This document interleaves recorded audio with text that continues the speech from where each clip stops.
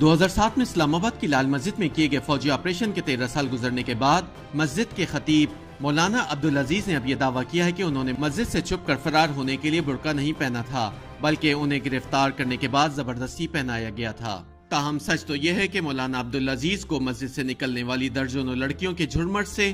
گرفتار کیا گیا تھا اور انہوں نے اسی برقعے میں پی ٹی وی پر بیٹھ کر اس حقیقت کا بھی اقرار کیا تھا۔ تاہم اب مولانا کا دعویٰ ہے کہ لال مسجد آپریشن کے دوران انہیں مسجد کے باہر سے گرفتار کیا گیا اور وہاں پر موجود سیکیورٹی فورسز نے ایک برقع منگوایا اور انہیں برقع پہننے پر مجبور کیا گیا۔ ان سے پوچھا گیا کہ گرفتاری کے بعد جب وہ سرکاری ٹی وی پر انٹرویو دے رہے تھے تو اس وقت انہوں نے برقع کیوں نہیں اتارا، تو اس سوال پر مولانا عبدالعزیز خاموش رہے۔ مولانا کے دعوے کے برعکس اس وقت اسلام آباد پولیس کے حکام کا کہنا تھا کہ انہیں اس وقت گرفتار کیا گیا جب وہ برقع پہن کر جامع حفصہ کی ان طالبات کے ساتھ جانے کی کوشش کر رہے تھے جنہیں سیکیورٹی فورسز کی طرف سے جانے کی اجازت دی گئی تھی۔ پولیس حکام کے مطابق مولانا عبدالعزیز خواتین کے لیے بنائے گئے واک تھرو گیٹ سے گزرنے کی کوشش کر رہے تھے تو وہاں پر تعینات ایک لیڈی کانسٹیبل نے مشکوک جانتے ہوئے اس کی اطلاع وہاں کے سیکیورٹی اہلکاروں کو دی، جنہوں نے برقع اتارا تو اندر سے مولانا عبدالعزیز برآمد ہوئے تھے۔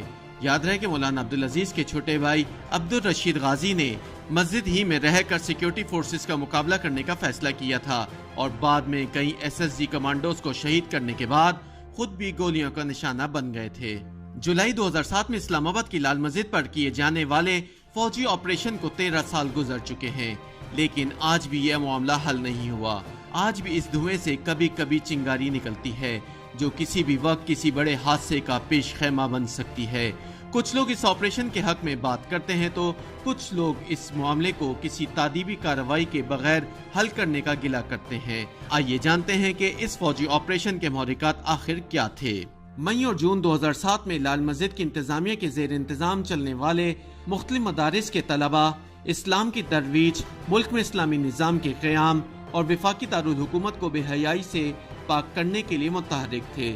یہ افراد کبھی ویڈیو اور سی ڈیز کی دکانوں پر رکھی ہوئی سی ڈیز کو آگ لگاتے اور کبھی وہ شہر کے مختلف سیکٹرز میں قائم مساج سینٹرز میں بلا اجازت گھس کر وہاں پر کام کرنے والے عملے کو نہ صرف تشدد کا نشانہ بناتے بلکہ انہیں اغوا کر کے اپنے ساتھ بھی لے جاتے۔ لال مسجد انتظامیہ کی کرتا دھرتا یعنی مولانا عبدالعزیز اور مولانا عبدالرشید غازی کی طرف سے ایسے اقدامات میں ملوث افراد کی کبھی حوصلہ شکنی نہیں کی گئی تھی۔ مدارس کے طلبہ کی طرف سے اسلام آباد کے مختلف علاقوں میں واقع مساج سینٹر سے کچھ چینی باشندوں کو بھی اغوا کیا گیا، جس پر چین نے پاکستان حکومت سے احتجاج کیا تھا۔ کاروباری طبقہ بھی مدارس کے طلبہ سے خوف زدہ تھا، وہ یا تو اپنی دکانیں کھولتے ہی نہیں تھے اور اگر ایسا کرتے بھی تو وقت سے پہلے بند کر کے چلے جاتے۔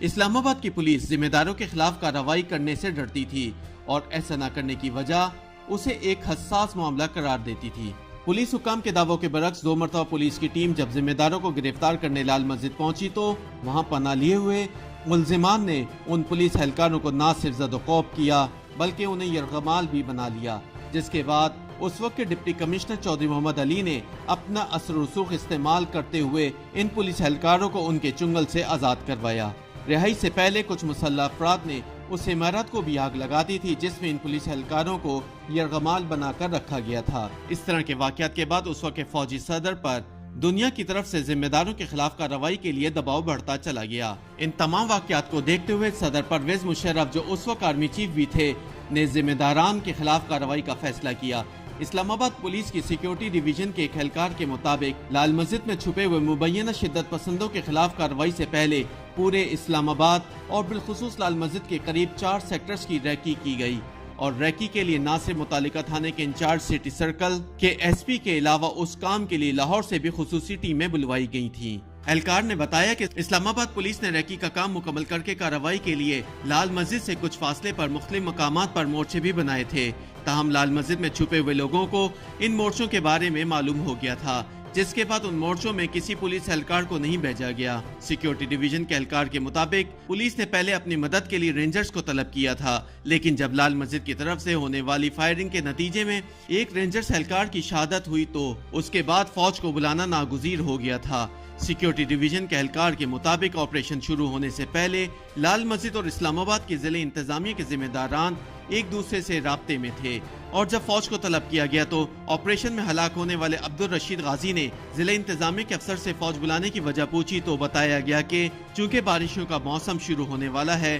اس لیے ممکنہ سیلاب کی تیاریوں کے سلسلے میں فوج کو طلب کیا گیا ہے۔ آپریشن شروع ہونے سے پہلے لال مسجد کی طرف جانے والے تمام راستوں کو خاردار تاریں لگا کر سیل کر دیا گیا اور ان قریبی علاقوں میں رہنے والے افراد کو کچھ دنوں کا راشن اکٹھا کرنے اور گھروں سے نہ نکلنے کا حکم دیا گیا تھا۔ سیکیورٹی ڈویژن کے اہلکار کے مطابق لال مسجد کے قریب اسکول اور سرکاری عمارتوں پر اسپیشل سروسز گروپ کے کمانڈوز اور ماہر نشانہ بازوں کو تعینات کیا گیا تھا، جبکہ اس آپریشن کے لیے 111 بریگیڈ سے 3 یونٹس بلوائے گئے تھے۔ یہ فوجی آپریشن 3 جولائی سے شروع ہوا اور ایک ہفتے کے بعد 10 جولائی کو ختم کیا گیا۔ آپریشن کے دوران فوج سے تعلق رکھنے والے ایک SSG commando lieutenant colonel Haroon شہید ہوئے، جبکہ اس آپریشن کے دوران لال مسجد میں مرنے والوں سے متعلق متضاد دعوے ہیں۔ حکومت کا کہنا ہے کہ اس آپریشن میں مرنے والوں کی تعداد 100 کے قریب ہے، جبکہ لال مسجد کی انتظامیہ ابھی بھی یہ دعویٰ کرتی ہے کہ اس آپریشن کے دوران 200 کے قریب طلبہ و طالبات مارے گئے۔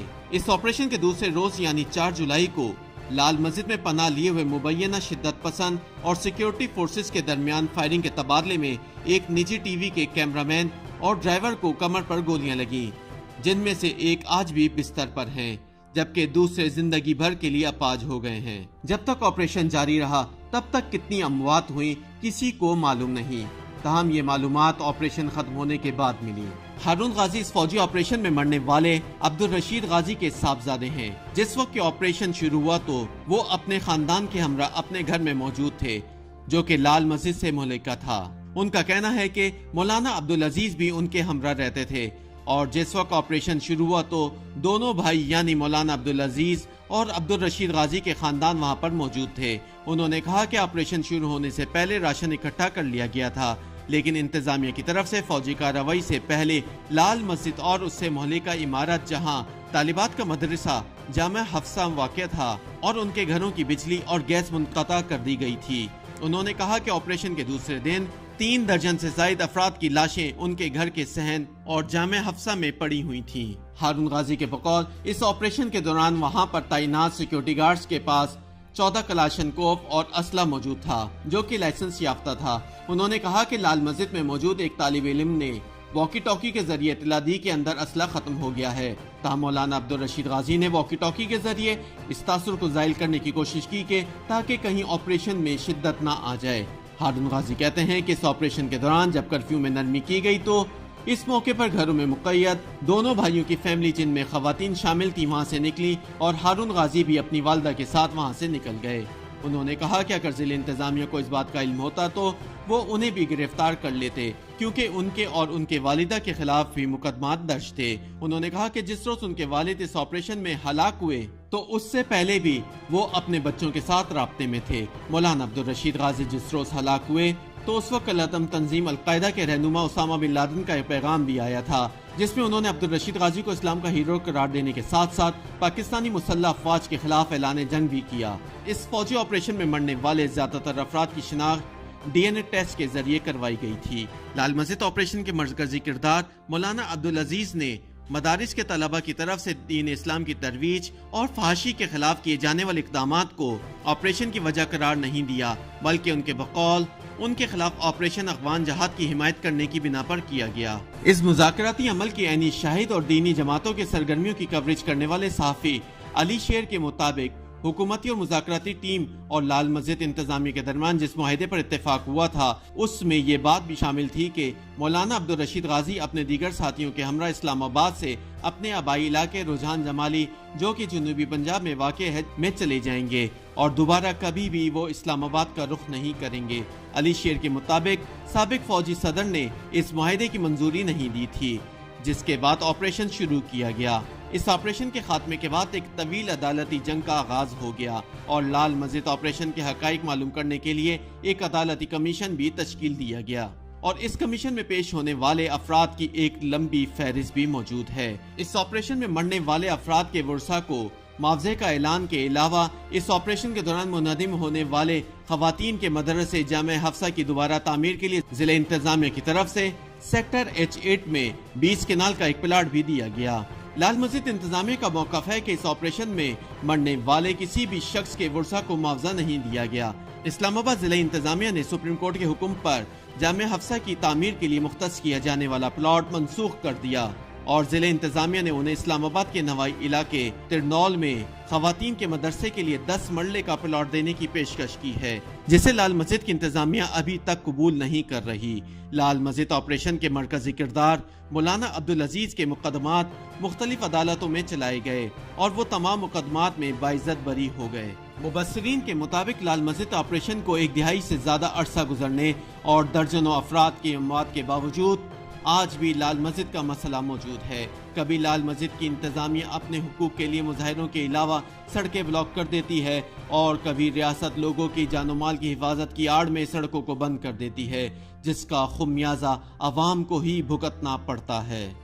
YouTube پر گوگلی نیوز دیکھنے کے لیے youtube.com کی سرچ بار میں googly news T V type کریں۔ گوگلی نیوز کے پیج پر سرخ رنگ کے سبسکرپشن والے بٹن پر کلک کرنا نہ بھولیے۔ YouTube پیج پر اپلوڈ ہونے والی ویڈیوز سے باخبر رہنے کے لیے بیل آئیکن پر کلک کیجیے۔ آپ کو ہر نئی ویڈیو کے بارے میں نوٹیفیکیشن موصول ہو جائے گا۔